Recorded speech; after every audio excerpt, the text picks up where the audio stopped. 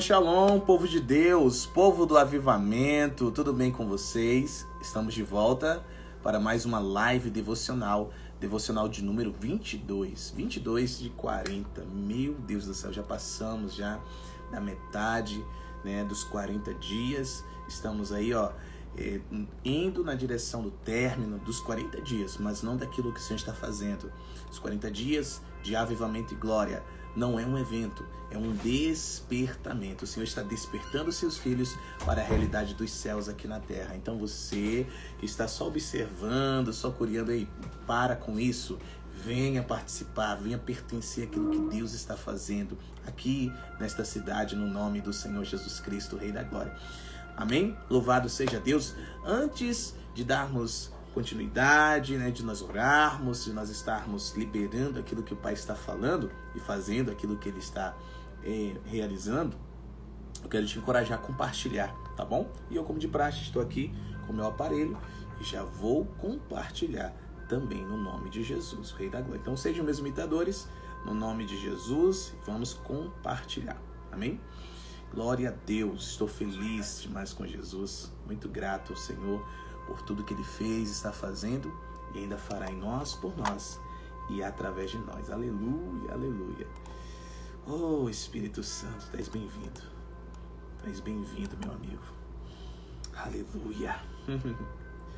Glória a Deus. Obrigado, Espírito Santo.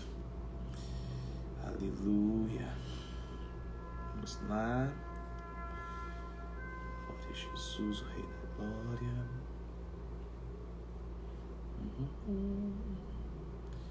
Santo, santo, santo. O Rei está no campo, queridos. O Rei está no campo.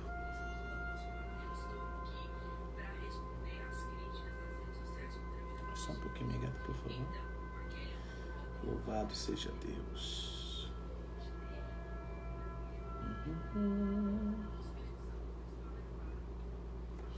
Amém. Já compartilhei em todos os grupos aqui, principais grupos que eu tenho, e também na minha linha de transmissão. Se você tem desejo de participar desta linha de transmissão, basta você enviar no direct aqui do Instagram ou nos comentários do YouTube, tá? É transmissão. E aí eu vou solicitar o seu contato, estarei salvando, lhe enviarei uma mensagem no privado para que você salve o meu contato. E estarei lhe adicionando na lista de transmissão para que você receba todos os dias uma mensagem revelada da palavra do Senhor, que vai estar impactando a sua vida, a sua família, que vai estar edificando o seu dia, te encorajando a ir além, naquilo que o Senhor está falando, naquilo que Ele está fazendo, no nome de Jesus. Shalom, Rúbia, minha amada. Deus te abençoe, assim como a todos os teus, no nome do Senhor Jesus Cristo, Rei da Glória. Amém? Vamos orar. Papai, santo é o teu nome, estamos felizes, estamos gratos, estamos, Senhor, confiantes no que o Senhor está fazendo, no que o Senhor ainda fará. Antes do término deste mês, do mês de setembro, antes do término deste ano, o ano de 2024, o ano do duplo governo do Senhor. De fato, o Senhor está abalando os governos. O Senhor está destituindo de posições de honra, de autoridade, homens e mulheres injustos, os injustos, os ímpios, aqueles que não temem o teu nome, aqueles que não buscam a tua face, aqueles que têm o nome do Senhor por desprezível. E o Senhor tem levantado, tirado de detrás das malhadas, tirado de dentro das cavernas, do fundo das cavernas, tirado de dentro de covas. Oh, aleluia! Todos aqueles que o Senhor processou, que o Senhor trabalhou, que o Senhor limpou, que o Senhor purificou, que o Senhor justificou, que o Senhor santificou e forjou para estar ocupando estes lugares, no nome do Senhor Jesus Cristo, Rei da Glória. Pai, assim é no nome de Jesus. Levanta os teus príncipes, levanta as tuas princesas, levanta os teus ministros. Oh Senhor, faça de novo, porque é chegado o reino de Deus, e o reino de Deus não é comida, não é bebida, mas justiça. A criação clama por justiça. A criação clama pelo que é justo. Paz. A criação anseia por paz. Ou ela clama por paz e alegria no espírito. A criação anseia por alegria. Alegria verdadeira. Alegria legítima. Alegria que só pode vir através do teu espírito. Então, Pai, faça novamente aqui na terra como é nos céus. E faça em nós, faça por nós e faça através de nós, Pai. Nós nos dispomos, nos tornamos responsáveis por aquilo que o Senhor está fazendo aqui na terra como nos céus. No nome de Jesus, quebra-nos e dobra-nos. E faça em nós, por nós, através de nós, a sua perfeita vontade. É o que te pedimos e clamamos, Senhor, em nome de Jesus. Estamos dispostos, estamos disponíveis. Aleluia. Louvado e exaltado seja o nome do Senhor. Shalom, shalom, minha amada. Shalom, meus queridos. Que o Senhor os abençoe abundantemente. Glória a Deus. Este é o devocional de número 22. Estou aqui há 22 dias, seguidos, trazendo para vocês aquilo que o Pai está falando, amém? Trazendo do coração de Jesus, aleluia. E o coração de Jesus, amados, está desejoso de que os filhos do Pai sejam cada dia mais como Ele é. Seja como Ele, Jesus, é. Porque Ele é a medida da humanidade que nós temos que ser. A Bíblia diz em Efésios capítulo 4 que Ele é a medida do homem perfeito. Aleluia, perfeito. Jesus, um homem santo de Deus. Um homem que não cometeu nenhum erro, nenhum pecado, nenhuma transgressão, nenhuma iniquidade. Que são ações diferentes. Eu quero aqui recordar você que já ouviu, e você que nunca ouviu, eu quero instruir você, ensinar você pela revelação da palavra no nome de Jesus. Pecado é errar o alvo. Peca aquele que, querendo acertar, erra. Tem o desejo de acertar, mas quando vai tentar acertar, erra. Isto é pecado. Este é alguém que comete pecado. Já a transgressão é diferente. Tem muita gente confundindo pecado com transgressão. Transgressão com pecado. Se pecado é tentar acertar, querendo acertar, mas errar, o que é transgressão? Transgressão sabe a consciência que se deve acertar, mas decide errar. Erra-se propositalmente. Estamos entendendo? Shalom, filha. Deus te abençoe, Saraí. Deus te abençoe, minha querida, em nome de Jesus. Então isso é transgressão. É não querer acertar, sabendo, tendo consciência de que se deve acertar, fazer o que é correto, decide fazer o que é errado. Deus te abençoe, filha, em nome de Jesus. Tudo e todos que levam teu nome, amém? Então, isso é transgressão. Já a iniquidade é diferente, tanto diferente do pecado, como diferente da transgressão. Iniquidade é a prática continuada de transgressões. Se decide errar propositalmente, a ponto de que se torna insensível àqueles erros que está praticando. E aí começa a ter os erros por acertos, como se fosse algo correto. E começam não somente a praticar, mas a ensinar a outros como se fosse algo bom, algo correto. Isto é iniquidade. É distorcer a vontade de Deus, o desejo de Deus, certo? Praticando o que é mal, o que é abominável aos olhos do Senhor, e ainda ensinar a outros como se fosse o correto, como se fosse o bom, algo bom. O Pai, ele quer que nós vivamos uma vida totalmente apartada dessas coisas, apartada do pecado, apartada da transgressão, apartada da iniquidade. Por isso que ele nos enviou o seu Filho, Jesus Cristo, o seu único Filho, para que todo aquele que cresce em Jesus não perecesse, não morresse eternamente, mas recebesse a vida eterna. Porque Deus não enviou seu Filho ao mundo para condenar o mundo, mas para salvar a humanidade através dele. Aleluia, glória a Deus. E Jesus satisfez a justiça de Deus.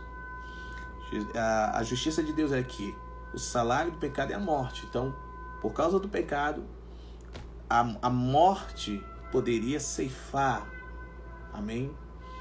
Mas Deus, ao enviar seu Filho, este pagou o salário, pagou o preço do pecado, morrendo naquela cruz, fazendo-se maldição, um homem santo, incorruptível. Ele se fez pecado, ele levou naquela cruz o pecado de toda a humanidade, para que todo aquele que crê nesta obra redentora, obra de rendição, estes possam ser justificados, santificados e justificados diante de Deus, pelo nome de Jesus, pelo poder do Espírito Santo de Deus. Amém? Então, ontem estive a ministrar sobre esse tema, sobre santidade, né? Assim como eu não costumo falar muito sobre pecado, enfatizar pecado e ficar, dando de dedo, dizendo, são um bando de pecadores, nós somos tudo pecador, que tem muitos lugares por aí, fica enfatizando, endeusando o pecado, né? Como se a palavra do Senhor só falasse de pecado, como se o centro da palavra do Senhor fosse pecado, né? E não o reino de Deus que foi removido por causa do pecado, mas foi restaurado por causa da santidade, né? Em Adão, esse reino se perdeu, foi retirado da terra por causa do pecado dele, de Adão, mas em Cristo Jesus, o último Adão, esse reino foi restaurado, aleluia. Então as pessoas enfatizam muito, muitos enfatizam, né? Não todos, graças a Deus, mas muitos enfatizam tanto o pecado que nem falam do reino, se esquecem do reino. Outros falam tanto do pecado e de santidade, né? Não, tem que falar de santidade, que se esquecem do reino de Deus. Dentro do reino, todas estas coisas, elas estão conectadas, né? Elas estão envolvidas, ok? Por quê? Primeiro, escute bem, não pode entrar no reino quem não se arrepender. E do que se arrepende? Dos pecados. Estamos entendendo? Então nós nos arrependemos dos pecados. Então arrependimento é transformação, é mudança, transformação, mudança de rota, mudança de pensamento, mudança de personalidade, mudança de convicção, mudança. Essas mudanças, esse conjunto de mudanças trazem a transformação daquela pessoa.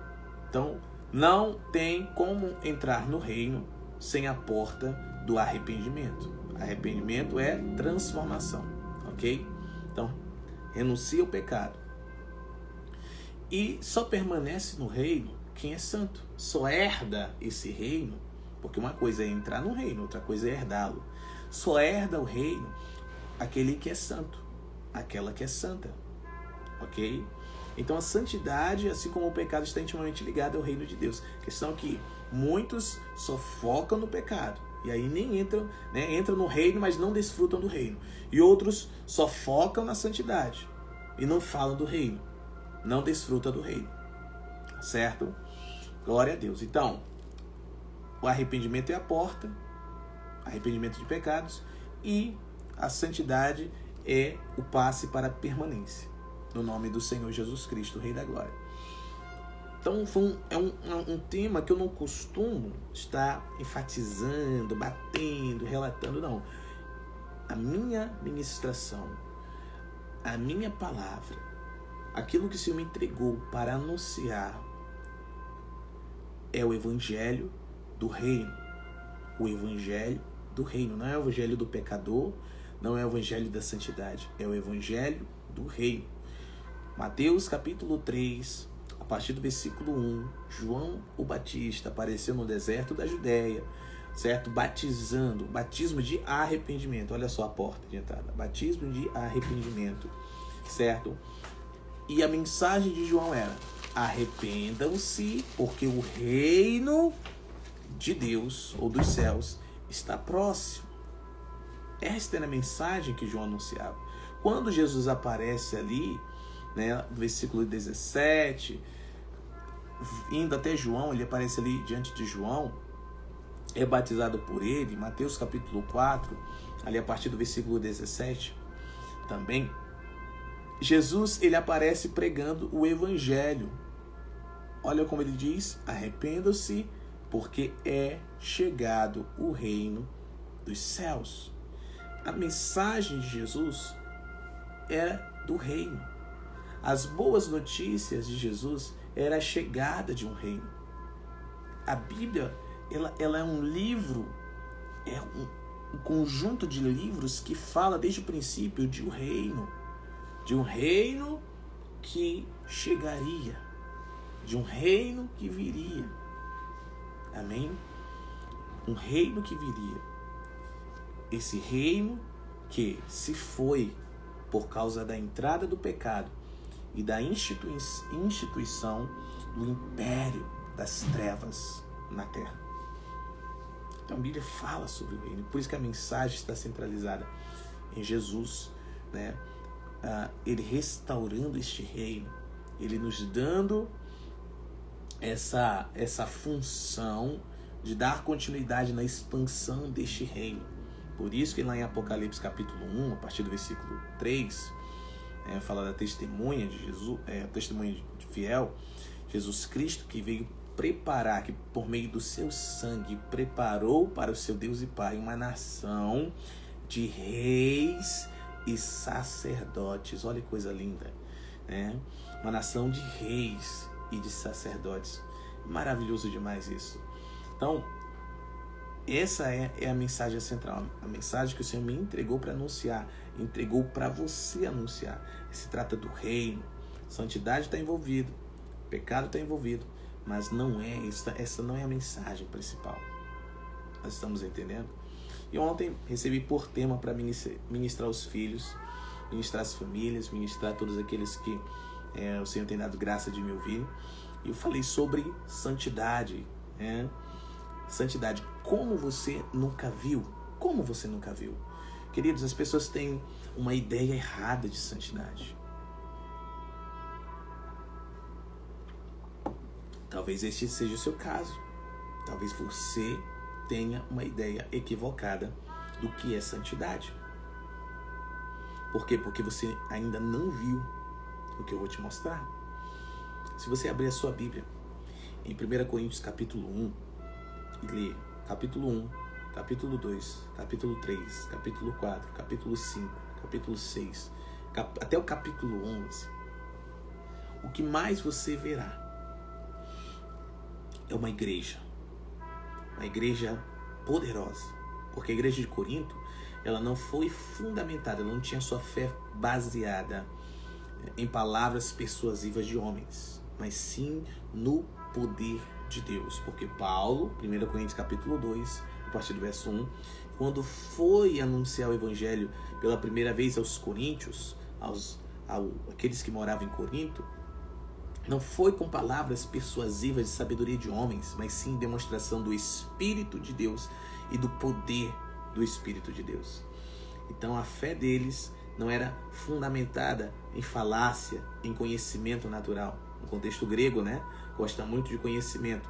A fé deles era baseada no poder de Deus, naquilo que Deus estava fazendo, que Deus já havia feito e que ele ainda iria fazer. Amém? Então essa igreja é uma igreja poderosa. O próprio apóstolo Paulo, nos primeiros versos do 1 ao 11, relata que eles eram santos, né, irrepreensíveis e também cheios de dons, não faltava nenhum dom, né, naquele lugar. Então era uma igreja poderosa, uma igreja extraordinária.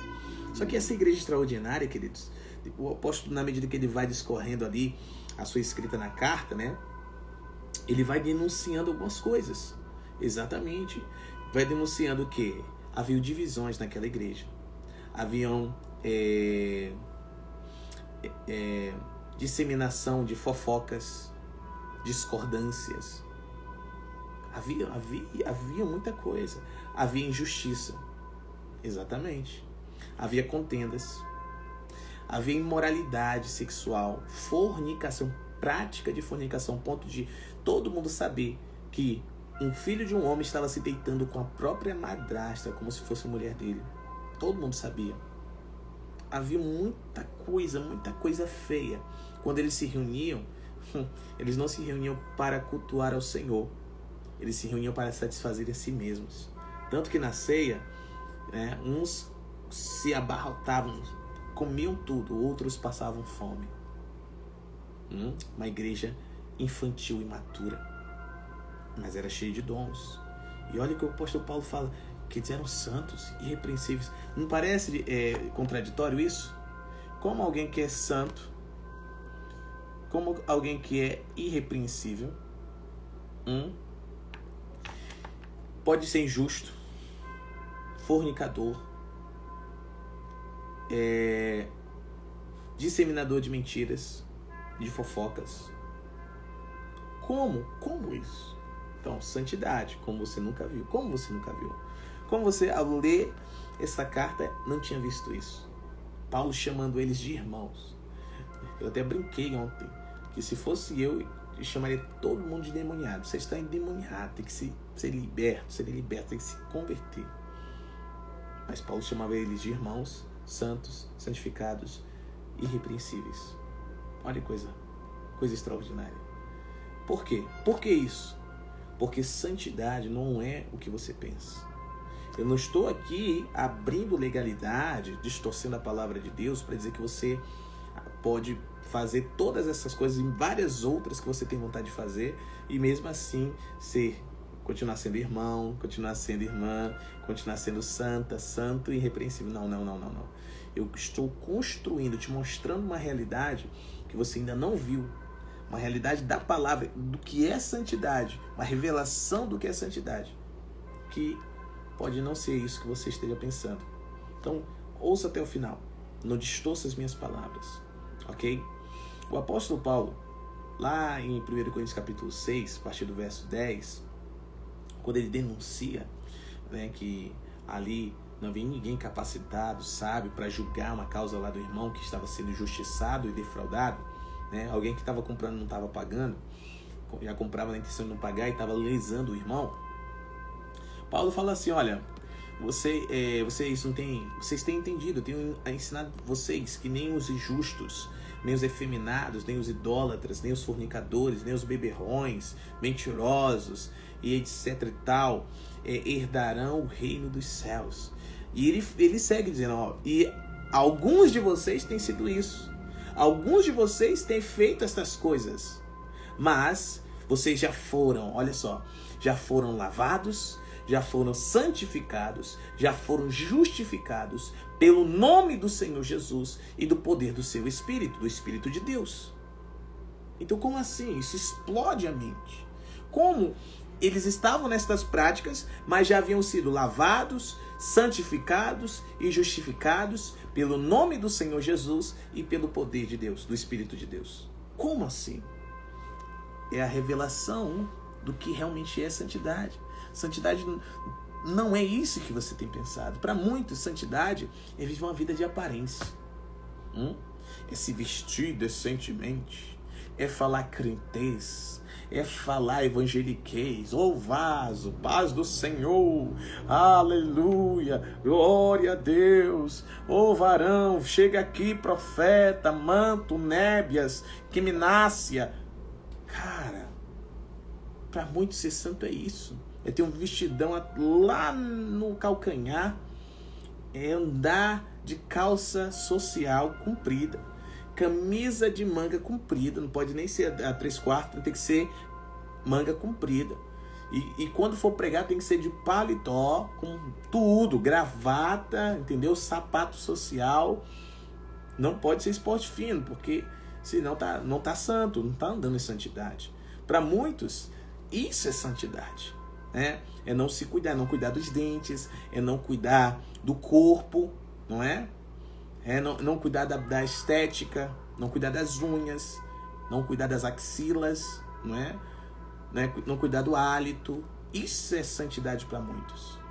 Queridos, isso não é santidade. Sabe o que é isso? Religiosidade. Tem muita gente vivendo religiosidade dizendo que é santidade. achando, pensando que essa aqui é santidade. Por quê? Porque entenderam a santidade errado, de maneira equivocada. Veja bem, Paulo está escrevendo uma carta para uma igreja e havia todas estas práticas abomináveis aos olhos do Senhor, mas Paulo chamava eles de santos, chamava eles de irrepreensíveis, chamava eles de justificados, lavados pelo nome do Senhor Jesus.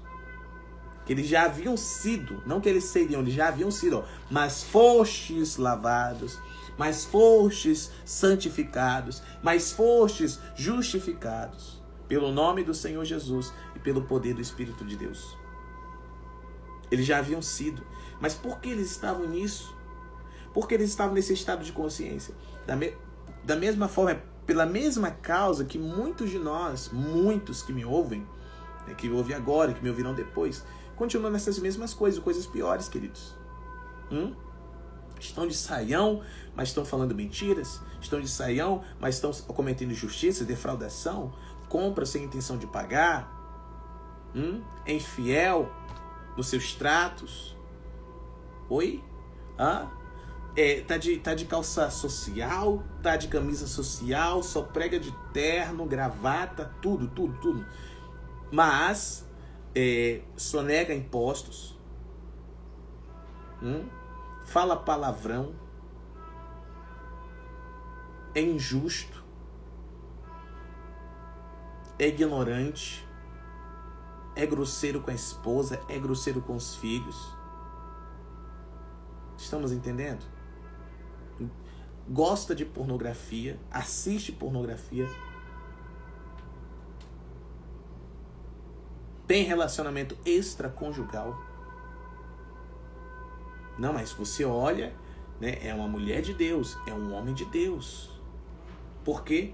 Porque está vendo o exterior. Ei, nós não podemos cometer o mesmo erro que o profeta Samuel, olhar as aparências. Nós temos que discernir os corações. O Senhor falou: Samuel, não é nenhum destes não escolhi nenhum destes para ser rei não. Os homens, eles olham as aparências, ele olha para a aparência, mas eu, Senhor, vejo o que há no coração. Eu vejo por dentro. Vocês olham por fora, mas eu vejo por dentro. É isso. Sabe por quê? Porque santidade não é um estado físico. Santidade é um estado mental. Santidade é um estado mental. É uma realidade sobrenatural, espiritual, que se manifesta no natural. Estamos entendendo? Ao contrário disso, é religiosidade. Ao contrário disso, é religiosidade. O Senhor te chamou, o Senhor me chamou para a santidade e não para a religiosidade. Não para a religiosidade que tem dois braços. Um braço é o legalismo, nada pode. O outro braço é o liberalismo, tudo pode. São dois braços do mesmo espírito, espírito de religiosidade. Mas o Senhor, Ele nos chamou para a liberdade. A liberdade no seu espírito, a liberdade dos filhos maduros de Deus, que não são nem legalistas, nem liberais, são filhos santos, santificados.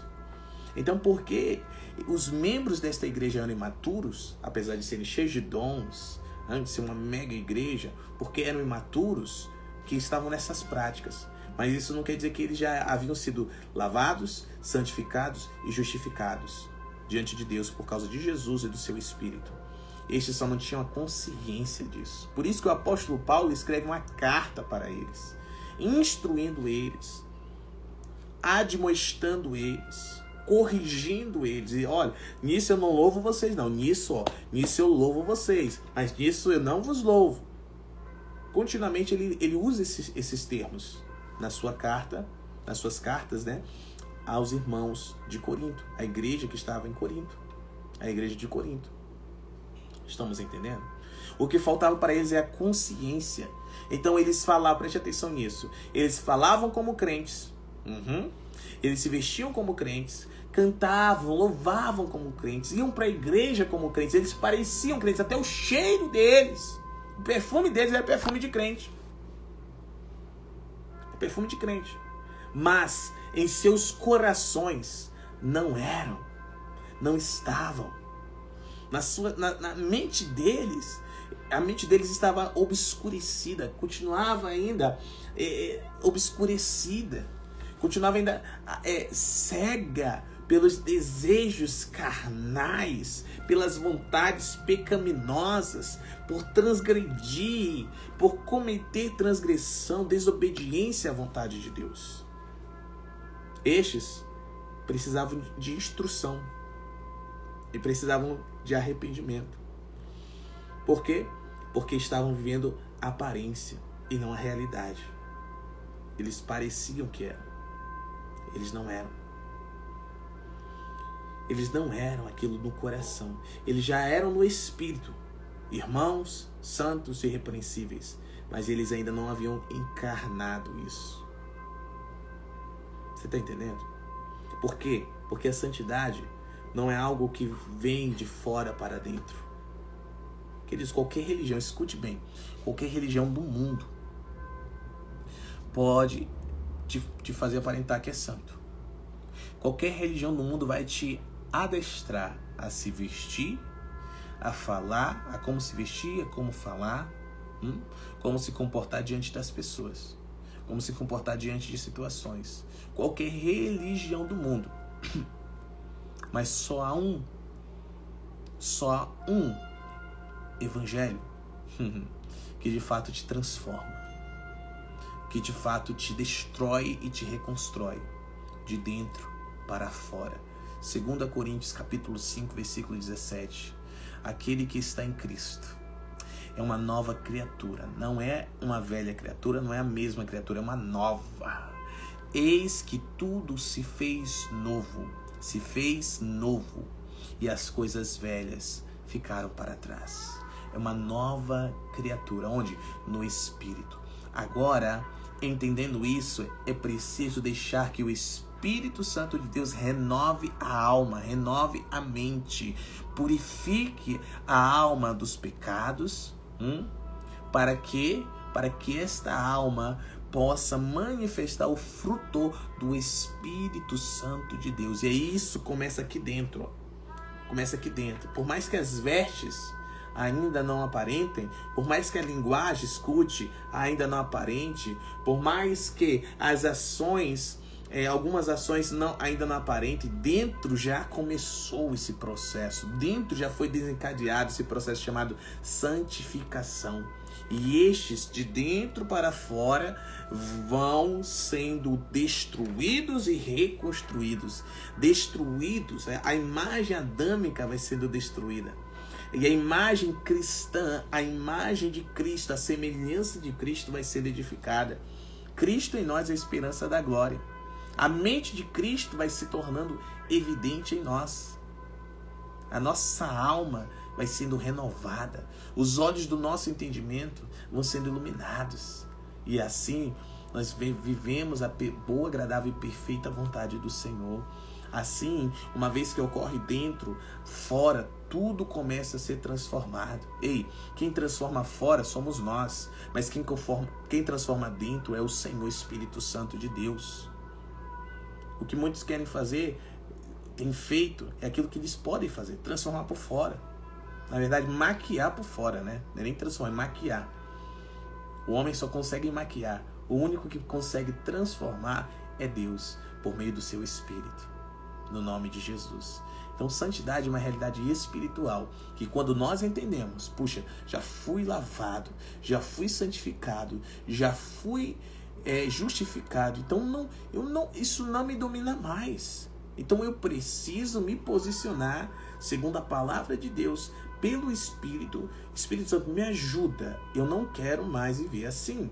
Ajuda-me a andar assim, do jeito que está escrito. E aí o Espírito Santo vai nos colocando em processos e nós vamos. E nesse processo podemos pecar? Podemos. Por quê? Queremos acertar, mas acabamos errando. Mas nesse processo podemos transgredir? Não podemos. Não podemos, porque transgredir é decidir errar.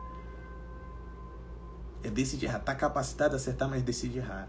Podemos cometer iniquidades? Não podemos. Por quê? Porque iniquidade são transgressões repetitivas, ciclos de transgressão. É se tornar insensível ao erro, àquilo que está cometendo porque quer. Mas podemos pecar. Nós não somos mais pecadores, mas podemos cometer pecados, que é tentando acertar, acabar errando. É aquilo que o apóstolo Paulo disse: olha, o bem que eu quero fazer, eu não faço. Eu quero fazer, mas acabo não fazendo. Mas o mal que eu não quero, porque eu entendo que eu não devo, esse eu faço. Estamos entendendo? Então, na medida que vamos amadurecendo, na medida que vamos nos desenvolvendo pelo Espírito Santo de Deus, nós vamos errando cada vez menos, pecando cada vez menos. Um cristão, uma cristã, um homem e uma mulher santo, santa de Deus, não anda praticando pecados. Não é um pecador. Não é um pecador. Já venceu o pecado. Já foi destruído o pecado da vida dessa pessoa. Agora ele pode pecar, ela pode. Essa palavra pode, poder, está suscetível a pecar. Não é que está autorizado. Está suscetível a pecar? Sim. Pode pecar em algum momento. Está suscetível a pecar em algum momento. Errar. Mesmo querendo acertar, errar. Por quê? Porque está aprendendo. Está se desenvolvendo. Mas a tendência é pecar cada vez menos. Pecar cada dia menos. No nome do Senhor Jesus. Isso é santidade. Isso é santidade. Nada daquilo que pensamos, né? E eu quero finalizar com que Jesus contou uma parábola, né, do fariseu e do publicano. Ambos chegaram no templo. O fariseu chegou, se aproximou ali do altar, e ele dentro do seu coração, e olha que o fariseu estava na beca, irmão. Fariseu, aparente homem de Deus, de oração, jejum, consagração, e ele, dentro do seu coração ora assim: Senhor, eu te agradeço, porque eu não sou como os outros homens. Olha só que vanglória. Eu não sou como os outros homens. Eu não extorco ninguém, né? Eu não sou um extorquidor. Eu não sou adúltero. Eu não sou um pecador como aquele publicano ali, da ponta pro outro. Tá entendendo? Eu jejuo 2 vezes da semana. Eu dou dízimos de tudo que eu recebo. Senhor, muito obrigado. Ele cheio de orgulho, cheio de soberba, arrogância, prepotência, chegou diante de Deus orando e se exaltando. E o publicano nem se aproximou do altar, não conseguia nem olhar para o céu. Ele dentro do seu coração dizia: Senhor, tenha misericórdia de mim, porque eu sou um pecador. Jesus pergunta: qual dos dois saiu justificado, voltou para casa justificado? Justificado. Exatamente, o publicano. Sabe por quê? Porque o publicano não apoiava a sua vida, não depositava a sua confiança na força do braço dele, na força do jejum dele, na força da oração dele, na força da aparência. Ele colocava e depositava a sua confiança no Senhor, em Deus. Quando ele disse: tenha misericórdia de mim porque eu sou um pecador, ele estava se arrependendo dos seus pecados. Já fariseu não. O fariseu depositava a sua confiança nele mesmo. Achava que porque ele jejuava, porque ele dizimava, não que essas coisas sejam erradas, queridos, mas ele achava que tudo isso poderia justificá-lo diante de Deus. E sabe o que aconteceu? O condenou. Nessa parábola ele foi condenado. Tem muita gente se condenando. Por quê? Porque tem depositado a sua própria confiança na aparência que tem vivido. Tem vivido uma vida de aparência, uma vida de hipocrisia. Chega, o Pai está cansado de hipocrisia. O Pai quer que nós vivamos de fato santidade e não religiosidade. Amém? Quantos estão dispostos, prontos a viver santidade? Sem santidade ninguém virá ao Senhor. Só gente santa vai ver o Senhor. E ser santo, queridos, não é não é nunca errar. Nós estamos em um processo de amadurecimento. Isso não significa que vamos andar errando, viver errando, na prática do erro. Não. Não. Cada dia vamos errar menos. Sabe por quê? Porque estamos amadurecendo, nos tornando imagem e semelhança de Jesus Cristo, Rei da Glória. Amém? Vamos juntos viver santidade? Vamos juntos revelar esta santidade? Essa santidade que começou aqui dentro e fui para fora. Santidade verdadeira, não uma santidade falsa. Está na hora, no nome de Jesus. A criação está esperando por você. A criação está esperando, tua cidade está esperando por você. Vamos juntos revelar a glória de Deus, que toda essa cidade será cheia do conhecimento dessa glória. Amém? Pai, eu oro por cada um, Senhor, cada família, cada um dos que me ouvem. Eu declaro a tua santidade, Senhor, dentro deles. Eu declaro o Espírito Santo, Senhor, entrando e iluminando todas as áreas escuras, denunciando tudo aquilo que não está de acordo com a vontade do Pai, trazendo luz para que este homem, esta mulher, esta família se posicionem segundo a tua palavra e eles assumam a realidade espiritual que já foi realizada, já foram lavados, já foram santificados, já foram justificados pelo nome do Senhor e pelo poder do seu Espírito. Aquele que está em Cristo é uma nova criatura. Apóstolo, ainda não estou em Cristo. Eu ainda nunca entreguei minha vida a Jesus. Então entregue a sua vida ao Senhor Jesus. Confia nele. Ele vai fazer a obra na sua vida, na sua família. Ai, apóstolo, eu um dia me entreguei, mas eu não estou mais firme com Jesus. Então torne a casa, filho. Torne a casa do Pai, filha. O Pai te ama, o Pai te chama, Ele te espera. Ele está de braços abertos para te receber. Aquele que está em Cristo é uma nova criatura. Ele faz tudo novo de novo. Não importa o que você fez, não importa o que você, deixou de fazer. O que importa é o que você está decidindo hoje. Voltar, permanecer, ou vai continuar aí fora de si, endemoniado, endemoniada, que nem o filho pródigo, né? Comendo junto com os porcos, andando com os porcos, fuçando a terra, com a cabeça na terra, fuçando a terra. Ei, tá na hora de olhar para o céu, olhar para o alto. É de onde vem o teu socorro. Amém? É de onde vem o nosso socorro. Nosso socorro vem do Senhor. Então clame a Ele e Ele vai te ouvir e vai te responder no nome de Jesus. Vamos juntos? Avivamento já. Deus te abençoe. Até a próxima. 7h30, te encontro na Embaixada. Amém? Avenida Nazaré Figueiras, 2923, Alvorada.